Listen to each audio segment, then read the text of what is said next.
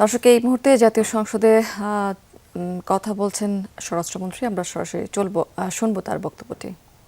আবেদন করা হয়। তৎপ্রেক্ষিতে গত 11 এপ্রিল 2025 এটা 2025-এ পাঠানো হয়েছিল। আমরা এটা মনিটর করেছি। ইন্টারপোল 2025/12239 নম্বর ফাইল ও 5174/4 2025 কন্ট্রোল নম্বরের মাধ্যমে বেনজির আহমেদের প্রতি রেড নোটিশ জারি করে। উক্ত রেড নোটিশের মাধ্যমে ইন্টারপোল কর্তৃক সংযুক্ত আরব আমিরাতের স্বরাষ্ট্র মন্ত্রণালয়কে অনুরোধ করা হয় গ্রেপ্তারের জন্য।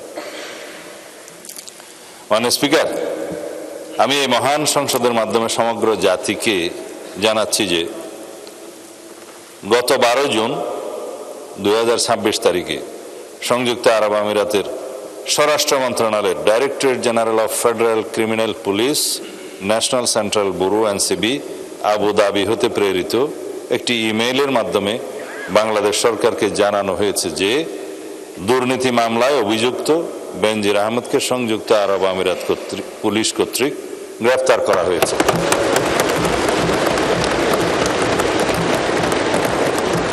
এবং তিনি বর্তমানে সেখানে আটক আছেন। মাননীয় স্পিকার, আমি এই মহান সংসদকে আরো অবহিত করছি যে এনসিবি আবু ধাবি জানিয়েছে যে UAE federal law number 39 of 2006 অনুযায়ী গ্রেফতারের তারিখ হতে 30 দিনের মধ্যে কূটনৈতিক চ্যানেলের মাধ্যমে আনুষ্ঠানিক এক্সট্রাডিশন রিকোয়েস্ট প্রেরণ করতে হবে।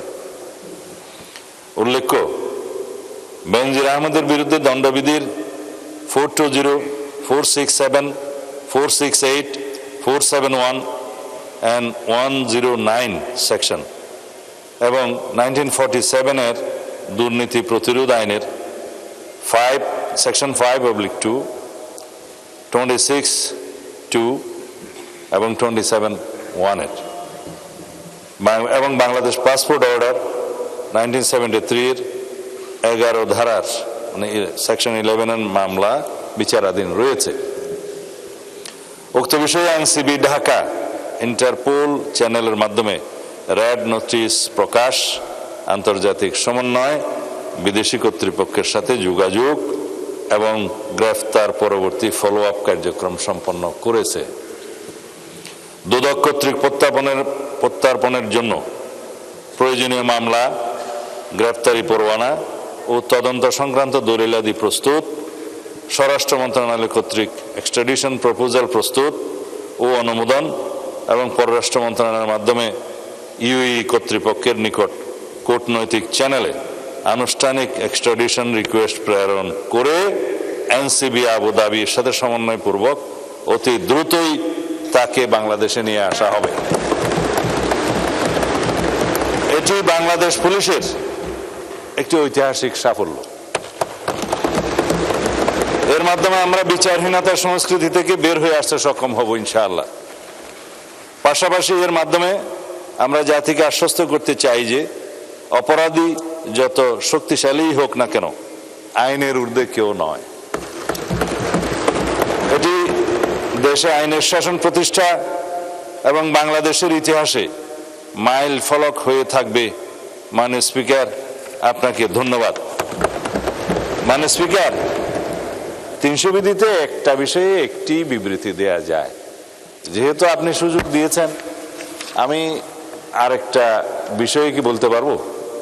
এটাও একই 2 মিনিট সময় লাগে। যদি এইরকম গ্রেট নিউজ থেকে থাকে, যেমন ধরেন নর্মালি স্বরাষ্ট্রমন্ত্রী মহোদয় যখন দাঁড়ান তখন একদিকে শুধু টেবিল চাপড়ানো আসে, কিন্তু আজকে দেখলাম অ্যাক্রস দ্য পার্টি লাইন সকলে আপনাকে উৎসাহ দিচ্ছিলেন কথা বলার জন্য। So we are really pleased. It's a great news for the Bangladesh যে বিবৃতিটা দিলেন।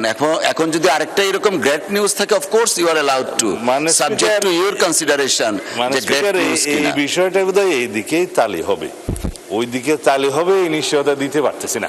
না, এইদিকে যদি তালি না পড়ে তাহলে তালির ঐক্যতা মানে তালি দিলে ভালো হবে, আমরা আইনের শাসন প্রতিষ্ঠা করছি, আমি বলতে দিলে বলে কি আমরা একটু পরে শুনি, এই তালিটার ঐক্যটা থাকুক, জি। আমরা একটু আলোচনা করি, পরে আবার শুনতে পারবো। এই সুবিধিতে আমরা এটা শোনার জন্য বোধহয় সবাই অপেক্ষা করছে। আচ্ছা জি মানে ধন্যবাদ। আচ্ছা ঠিক আছে, বলেন। মাননীয় স্পিকার, আমি দলের নাম নিতাম না, যেহেতু এটা বিষয়ে কিছু ক্লেম করা হয়েছে সেই জন্য দিচ্ছি। বাংলাদেশ ছাত্র শিবিরের কেন্দ্রীয় সহকারী আন্তর্জাতিক বিষয়ক সম্পাদক মোহাম্মদ জিসান মিয়া প্রধানের ঘটনার সংক্ষিপ্ত বিবরণ। মাননীয় স্পিকার, উল্লেখিত বিষয়ে আমি মহান জাতীয় সংসদকে অবহিত করছি যে গত 11 জুন 2026 তারিখ রাত 8:30 কুমিল্লা জেলার দাউদকান্দি বাজার হতে বাংলাদেশ ছাত্র শিবিরের কেন্দ্রীয় নেতা, যার পদবি সহকারী আন্তর্জাতিক বিষয়ক সম্পাদক মোহাম্মদ জিসান মিয়া প্রধান নিখোঁজ মর্মে 12/6/2026 খ্রিস্টাব্দে দাউদকান্দি থানায় এসে তার পক্ষে মোহাম্মদ রাসেল আহমেদ, ঠিকানা স্থায়ী ও বর্তমান, সাং বীরবাগ গোয়ালি ইউনিয়ন